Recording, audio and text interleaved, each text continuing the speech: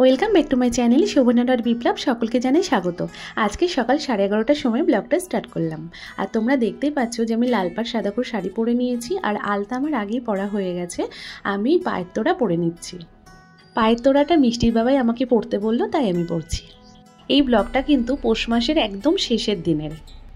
বন্ধুরা, তোমরা নিশ্চয়ই কিছুটা হলেও গেস করতে পারছো যে আমরা কোথায় যাচ্ছি। হ্যাঁ, আমরা পুজো দিতে যাচ্ছি, কিন্তু কোথায় পুজো দিতে যাচ্ছি সেটা ফার্স্ট টু লাস্ট এন্ড অবধি না দেখলে কিন্তু তোমরা জানতে পারবে না। এই দেখো বন্ধুরা, আমরা কিন্তু সবাই মিলে রওনাও দিয়ে দিয়েছি। আর প্রথমেই বলি, আজকে আমাদের ভিডিও যারা প্রথম দেখছো তাদের যদি আমাদের ভিডিও ভালো লাগে তাহলে অবশ্যই করে আমাদের চ্যানেলটি সাবস্ক্রাইব করে দিও, আর পাশে থাকা বেল আইকনটি টিপে নোটিফিকেশন অল করে দিও। তাহলে প্রত্যেকটি ভিডিও সবার আগে তোমাদের কাছে পৌঁছে যাবে। আর অবশ্যই করে লাইক কমেন্ট শেয়ার করতে কিন্তু ভুলো না বন্ধুরা। এদিকে দেখো, আমার বাবা আর মা একটা টোটোতে যাচ্ছে আর আমরা আরেকটা টোটোতে যাচ্ছি। আমরা বনগাঁতে গিয়ে একসঙ্গে আমাদের যাওয়ার কথা ছিল, যথারীতি একটা টোটোতে ধরেনি, সেই জন্য বাবা আর মা আলাদা যাচ্ছে, আমরা আলাদা যাচ্ছি। বাবার মা আগেই পৌঁছে গেছিলো, আমাদের জন্য দাঁড়িয়েছিল, কিন্তু আমরা প্রথমে দেখতে পাইনি। পরে টোটোতে ওঠার পরে ওদেরকে যখন দেখেছি টোটোতে জায়গা ছিল না, সেই জন্য ওদের বাধ্য হয়ে আরেকটা টোটোতে আসতে হয়েছে। বনগাঁয় পৌঁছানোর পরপরই মিষ্টি যখন দিদান দাদানকে দেখেছে তখন থেকে ওদের কাছে যাওয়ার জন্য ছটফট করছিল। এবার যথারীতি আমরা নেমেই আবার টোটোতে উঠে পড়েছিলাম, আর ওরা দাঁড়িয়েছিল, আর টোটোতেও বুক হয়ে গেছিলো, ওদের আর জায়গা ছিল না। এবার যথারীতি মিষ্টি কী জোরে কান্নাকাটি শুরু করে দিয়েছে ওদের কাছে যাবে বলে। অনেক বোঝানোর পরে একটু থেমেছিল, তারপরে যেই টোটো থেকে নেমেছে, মানে একই জায়গায় টোটো সবগুলো থেমেছে আর কি। এবার নেমেই আগে দিদানকে জড়িয়ে ধরেছে, দাদানকে জড়িয়ে ধরেছে, কান্না শুরু করে দিয়েছে। ওরা কেন আমাদের সঙ্গে আসলো না। আমরা যেখানে টোটো থেকে নেমেছি সেখান থেকে মন্দিরটা একটু ভেতরে, সেই জন্য আমরা হেঁটেই যাচ্ছি, কারণ ভেতরে টোটো ঢুকতে দিচ্ছে না।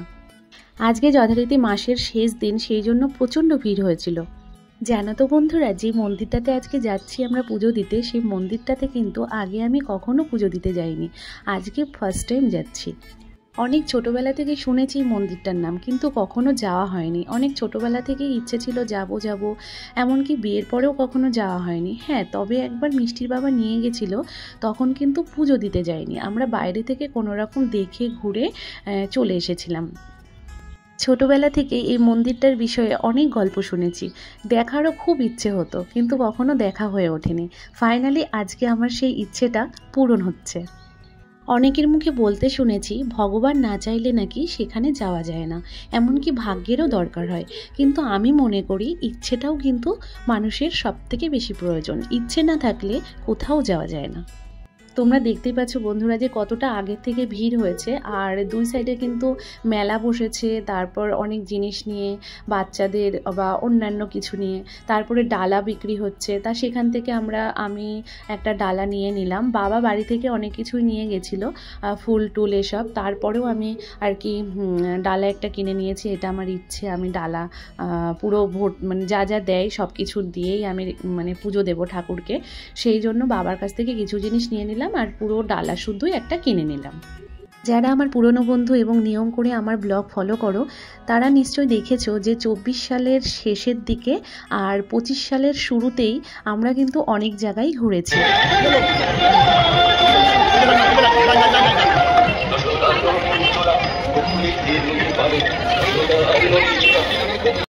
আমরা যেটুকুই ঘুরেছি আমাদের কাছে অনেকটা, কারণ অনেক বছর হলো আমরা কিন্তু সেইভাবে কোথাও ঘুরতে যাইনি বা ঘুরতে যাওয়া হয় না। তোমাদের আগেও বলেছি, এখনও বলছি, আমাদের বেশিরভাগ ক্ষেত্রে খুব দরকার ছাড়া কোথাও বেরোনো পড়ে না, খুব কম ঘুরতে যাওয়া পড়ে। বিয়ে হয়েছে 10 বছর হলো, এই 10 বছরের মধ্যে এইবারই আমাদের একটু বেশি ঘোরা পড়লো। এই ধরনের ঘোরাটা অনেকের কাছে হয়তো সাধারণ ব্যাপার, তারা সবসময় ঘুরে বলে, কিন্তু আমাদের কাছে অনেকটা। এই দেখো বন্ধুরা, ফাইনালি কিন্তু আমরা মন্দিরে চলেও এসেছি। আর তোমাদের এবার বলে দিই আমরা কোন মন্দিরে গেছিলাম। যারা গেছো, যারা জানো, তারা তো গেস করতেই পেরেছো আগে থেকেই, আর বুঝতেও পেরে গেছো কোথায় গেছি। কিন্তু যারা জানো না তাদের বলে দিই, এটা হচ্ছে আমাদের বনগাঁর 7 ভাই কালীতলার মন্দির। আমরা যখন লাইন দিয়ে মন্দিরের ভেতরে ঢুকছিলাম, তোমরা দেখতে পেলে যে লাইনে তেমন একটা ভিড় নেই। তোমাদের বলেছি প্রচণ্ড ভিড় হয়েছে, কিন্তু তোমরা ভিড় দেখতে পেলে না। আসলে কি বলো তো বন্ধুরা, আমরা কিন্তু ওই লাইনটা টিকিট কেটে ঢুকেছি। টিকিট কাটার লাইন বলেই ভিড় ছিল না। টিকিট কেটে ঢুকেছিলাম বলে সবাই ঢুকতে পারিনি, ওই জন্য আমি আর বাবা ঢুকেছিলাম, আর আমার সাথে সাথে মিষ্টি ঢুকেছিল। আমি আর বাবা পুজো দেবো বলে আমাদের দুজনে টিকিট কাটা হয়েছিল। আর এদিকে দেখো মিষ্টি ঘন্টা বাজাচ্ছে, এই ঘন্টাটা অনেকক্ষণ ধরে বাজাবে বলে চেষ্টা করছিল। বাবা তুলে ধরেছে একবার, আমি তুলে ধরেছি, না ও লাফিয়ে ঘন্টা বাজাবে, সবাই ওইভাবে বাজাচ্ছে ও ওইভাবে বাজাবে, মানে ছোটো বাচ্চা যারা একটু হাতে পাচ্ছে, সেই জন্য ও মানে খুব জেদ করছিল। তারপরে লাস্টে ওই সিকিউরিটিটা গিয়ে ওকে ধরলো, ধরার পরে ও ঘন্টাটা বাজালো। মাঝে তোমরা আমার মাকে দেখতে পেলে, তোমাদের আগেই বলেছি আমরা 3 জন ঢুকেছি, তাহলে মা কোথা থেকে আসলো, তাই তো? আসলে আমার মা সিকিউরিটিদেরকে বুঝিয়ে বাজিয়ে ঠিক ঢুকে গেছে। আমার মাকে ওরা নাকি বলেছিল যে আপনার টিকিট কোথায়, আমার মা শুধু বলেছিল টিকিট আমার অন্তরে, ব্যাস এই কথাটা শুনেই মাকে ঢুকিয়ে দিয়েছিল। বাইরে বেরিয়ে এসে মানত করে একটা ঢিল বেঁধে দিলাম। মিষ্টি বুঝুক আর না বুঝুক ও একটা ঢিল নিল, ও একটা ঢিল বাঁধলো। মোমবাতি ধূপকাঠি দেখিয়ে নিলাম ঠাকুরকে, তখন মিষ্টি বলছে ও একটু দেখাবে, তাই ওকে একটা ধূপকাঠি দিলাম, ও একটু ঠাকুরকে দেখিয়ে নিল। আজকে যদি আমরা লাইন দিয়ে পুজো দিতাম তাহলে সন্ধে হয়ে যেত, লাইন এত দূর। প্রথমে যখন আমরা গেছি রাস্তা থেকে একটা লাইন ছিল, আমরা ভেবেছি বাহ অল্প লোক আছে, কোনো ব্যাপার নেই, তো সামনেই মন্দির হয়ে যাবে। পরে যখন মুখোমুখি গেছি তখন শুনছি এটা টিকিটের লাইন। ব্যাস এবার তো যাই হোক, বাবার মাথা গরম হয়ে গেছে। বাবা বলছে চল তাহলে সেই লাইনে দাঁড়াতে হবে। কোথায় লাইন খুঁজে আর পাচ্ছি না। বাবা বলছে এই তো লাইন, আবার দেখছে না তার পেছনেও লাইন আছে, তারপরে আবার বলছে এই তো লাইন, দেখছে পেছনে লাইন, এরকম করতে করতে দেখছে লাইন অনেক দূর। তখন আর বাবা কিছু বলছে না, বাবা তখন চুপ হয়ে গেছে। আমি বাবাকে বারবার বলেছিলাম মিষ্টির বাবা আমি দুজনে টিকিট কেটেই পুজোটা দিয়ে নিই, কারণ সন্ধে হয়ে যাবে, অত দেরি করলে চলবে না, আমাদের তাড়াতাড়ি পুজো দিয়ে বাড়ি যেতে হবে, মা আবার মার কাজ আছে, তারপরে হলো মিষ্টির ঠান্ডা লেগে যেতে পারে, সেই জন্য। বাবা বলছে না লাইন দিয়েই দেবো। যখন দেখলো বাবা অনেকটা লাইন, তখন উনি বলল যে তাহলে তুই তাহলে টিকিট কেটে পুজো দিয়ে নে, আমি লাইনে দাঁড়িয়ে পুজো দেবো। তোমরাই বলো বন্ধুরা, আমার বাবা লাইনে দাঁড়িয়ে পুজো দেবে আর আমি টিকিট কেটে পুজো দেবো, এটা কখনো হতে পারে? তারপরে আমি বাবাকে বললাম তুমি চলো তো টিকিট কেটে এনে পুজোটা দিয়ে নি। শেষমেশ সেই জামাই আর মেয়ের কথাই বাবাকে শুনতে হলো। যাই হোক, এখানে ওনারা বসে আছে, ওনাদেরকে একটু পয়সা দিলাম, মিষ্টি তার আগে দিয়েছে, আবারও দেবে, একজনকে দেয়া হয়নি ওর, তাই আবারও দেবে বলে কান্নাকাটি করছে, ওকে পয়সা দিতে হবে। তারপরে ওকে দিল, ও আবার পয়সা দিল, আমি একটু প্রসাদ খাইয়ে দিচ্ছি সবাইকে, একটু ফুল ছুঁয়ে দিলাম মাথায়। পুজো দিয়ে বাইরে বেরিয়ে এসে আমার শাশুড়িমাকে বললাম আমার মায়ের মতো তুমিও তো দিব্যি গিয়ে ঠাকুরটা দেখে আসতে পারতে। তা আমার শাশুড়িমা বললো আমি গেছিলাম, প্রথমে আমাকে ঢুকতে দেয়নি, পরে আমাকে ঢুকতে দিয়েছে, আমিও দেখে এসেছি। যাই হোক, কথাটা শুনে ভালো লাগলো। যথারীতি মন্দিরে গেছে, ঠাকুরকে সামনে থেকে দর্শন না করলে হয় বলো তো বন্ধুরা? মনটা কি ভালো লাগে? আমরা যেখানটায় দাঁড়িয়েছিলাম তার পাশেই চপ ভাজছিল, বেগুনি, ধনেপাতার চপ, আলুর চপ, বিভিন্ন ধরনের চপ ভাজছিল, মানে দেখেই জিভে জল চলে আসার মতো, এত সুন্দর করে ভেজে গুছিয়ে রেখে দিয়েছে। যাই হোক, তারপরে আমরা ওখান থেকে বেগুনি কিনে নিয়েছিলাম সবার জন্য, ধনেপাতার চপ কিনে নিয়েছিলাম, নিয়ে তারপরে ভোগ খাবো বলে আমরা একটু এগিয়ে গেছিলাম যেখানে ভোগ দিচ্ছিল। যথারীতি সেখানে এত ভিড়, মানে মানুষ উঠতে পারছে না, পেছনে লোক দাঁড়িয়েছে। বাবা তখন বলছে এই ভিড় ঠেলে ভোগ খেতে গেলে সন্ধে হয়ে যাবে, বাড়ি যেতে যেতে চল অন্য কিছু একটা খেয়ে নিই। তারপরে আমরা সেখান থেকে চলে আসলাম। আমার আর আমার মায়ের প্রচণ্ড ইচ্ছে ছিল, ভীষণ মানে ইচ্ছে ছিল যে ভোগ খাওয়ার, যে হোটেলের খাবার তো ভালো লাগে না, হোটেলের খাবার তো আমার ভালোও লাগে না, আর বাড়ির খাবার তো আমরা খাই, কিন্তু ভোগ খাওয়ার মধ্যে মজাই একটা আলাদা, তাই না? পুজো দেওয়ার পর ঠাকুরের ভোগ খাওয়া। যাই হোক, আমার বাবার জন্য আর তার জামাইয়ের জন্য খাওয়া হলো না, তারা ভিড় ঠেলে খাবেন না। আবার তারপরে আমরা হোটেলে এসে নিরামিষ ভাত খেলাম। সেই হোটেলটারই আবার সাইডে ব্যালকনি মতো ছিল, সেখান থেকে একটুখানি আমরা দেখলাম নৌকা চড়ে সবাই ওপারে যাচ্ছে, ব্রিজটা দেখলাম। দেখার পরে আমি বললাম চলো আমরা একটু যাই। মিষ্টির বাবা বললো না নৌকা চড়বে না, ওই পারেও যাবে না। তারপরে অনেক বলা কওয়ার পরে তারপরে একটু আসলাম, এসে এই দেখো শ্মশান, এটা সাতভাই কালীতলার শ্মশান। এবার যথারীতি ব্রিজটাতে উঠবো, ওর বাবা মিষ্টির বাবা কিছুটা উঠে নেমে চলে আসলো, বলে যাওয়া যাবে না, ফাঁকা ফাঁকা রয়েছে, ওখানে যাওয়া যাবে না। এবার বাবা উঠে গেছিলো, বাবা বললো তাহলে চল নেমে যাই, যাবো না। আমি বাবার বললাম চলো তো তুমি আর আমি যাই। তাই আমি আর বাবা উঠেছিলাম, উঠে একটু ভালো করে দেখলাম, দেখে একটু ছবি টবি তুললাম, ভিডিও করলাম। তারপরে মিষ্টি আসলো, মিষ্টি উঠবে, মিষ্টিকে উঠতেই দেবে না ওর বাবা, না উঠতে দেবো না। আমি বললাম তুমি থামো, আমি আস্তে করে ওকে তুলছি, খুব সাবধানে ওকে একটু দেখিয়ে নিয়ে আসি। তারপরে মিষ্টিকে তুললাম, মিষ্টিকে একটু দেখিয়ে টেকিয়ে মিষ্টির সঙ্গে একটু ছবি টবি তুলে ভিডিও টিডিও করে তারপরে আমরা নিচে নেমে আসলাম। আমার কিন্তু ভীষণ ইচ্ছে ছিল একটু নৌকা চড়বো, নৌকা চড়ে ঘুরবো, তারপরে এই ব্রিজটার ওপারে যাবো, ওপারে নাকি মেলা বসে খুব সুন্দর। আর এই দেখো শ্মশানটা, এখান দিয়ে ঢুকতে হয়।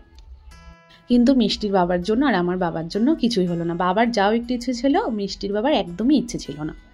এবার আমরা ওখান থেকে বেরিয়ে পড়েছি, সবাই বেরিয়ে পড়ে বাড়ির দিকে রওনা দিয়ে দিয়েছি। এই দেখো মিষ্টির তো বায়না লেগেই আছে, এটা নেবো ওটা নেবো, এটা দাও ওটা দাও। ওর খাওয়ার দিকে কোনো নজর নেই, এত খাবার, ওর শুধু খেলনা নেবে, এটা নেবে সেটা নেবে। যাই হোক, তারপরেও ওর দিদান দাদান ঠাম্মি বাবা সবাই মিলে ওর ইচ্ছে পূরণ করলো, যেটা যেটা নিতে চাইলো যতটুকু সম্ভব ওকে কিনে দিল। তারপরে দেখো মন্দিরটা আমি একটু ভিডিও করে নিলাম। নেওয়ার পরপরই আমাদের মানে বাপের বাড়ির ওখানে বৌদির সঙ্গে দেখা হয়ে গেল। বৌদির সঙ্গে একটু ভিডিও করলাম, একটু ছবি তুললাম, ওই যে বৌদির মেয়ে। তারপরে ওখান থেকে আবার আমরা টুকটুক করে এগোতে থাকলাম সামনের দিকে। যাওয়ার সময় যেখানে ভোগ দিচ্ছিল তাকিয়ে দেখলাম বাবা রে বাবা, তখনও বিভৎস ভিড়। তখনও বাবাকে বললাম যে একটুখানি, আমি যথারীতি হোটেলে অল্প ভাত খেয়েছিলাম, আমার একদমই ইচ্ছা করছিল না, রান্নাও বিচ্ছিরি হয়েছে, খেতেও ইচ্ছে করছিল না। আমি দিব্যি খেতে পারতাম, পেটে জায়গা ছিল, কিন্তু তখন ওই ভিড় দেখে আর মনে হলো না যে খাই। যাই হোক, তারপরে দেখো আমরা টোটোতে উঠে পড়েছি। টোটোতে উঠে আইসক্রিম লাস্টে কিনে নিলাম, সবাই খেতে খেতে যাচ্ছি। আমার মাথায় যে ব্যান্ডটা দেখছো, ওই ব্যান্ডটা আমি আমার জন্য কিনেছি, আর মিষ্টির জন্য একটা ব্যান্ড কেনা হয়েছে, যে দেখো মিষ্টি মাথায় দিয়ে আছে। তারপরে আমরা বাস স্ট্যান্ডে এসে বাসে উঠে পড়েছেন। মিষ্টি দেখো দাদানের চুল ঠিক করে দিচ্ছে, টুপি ঠিক করে দিচ্ছে, আদর করে দিচ্ছে, কত দেখো। মানে ওর দিদান দাদানকে পেলে যেন মনে হয় যেন রসগোল্লার হাঁড়ি পেয়েছে, ও এমন করতে থাকে। তারপর বাসে করে সোজা এসে গোপালপুরে নেমেছি। ওখান থেকে ভ্যান ধরে দেখো আমরা বাড়িতে চলেও এসেছি। এখন ঘড়িতে 4:30 বাজে। মিষ্টির বাবা বলছে চলো তাহলে কটা শর্ট ভিডিও করে নিই, তারপরে হলো ড্রেস চেঞ্জ করো। তাই আমরা কটা শর্ট ভিডিও করেছিলাম, শর্ট ভিডিও করে তারপরে ড্রেস চেঞ্জ করেছিলাম। আজকের সারাদিনটা ভীষণ ভালো কাটলো, কিন্তু শুধু আফসোস থেকে গেল নৌকা চড়তে পারলাম না, একটু ব্রিজটার ওপারের মেলা হয়, আরও কিছু কিছু জিনিস দেখার ছিল।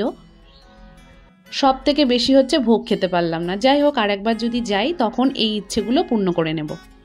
মিষ্টিকে যা যা কিনে দেওয়া হয়েছে সেগুলো সব দেখছিল, আর এই দেখো আমি যেটা কিনেছি মাথায় দিয়ে একটু ঢং করে নিলাম। আর মিষ্টির বাবা মিষ্টির ওটা মাথায় দিয়েছিল, ওই দেখো মিষ্টি মাথায় দিয়েছে। এটা না অন্ধকারে বেশি ভালো লাগছিল, আলো জ্বলছিল তো। যারা পুরো ব্লগটা ফার্স্ট টু লাস্ট এন্ড অবধি ধৈর্য ধরে দেখেছো তাদেরকে অনেক অনেক ধন্যবাদ। আজকের ব্লগটা এই পর্যন্তই। লাইক শেয়ার করতে ভুলবে না কিন্তু বন্ধুরা। Good night, by.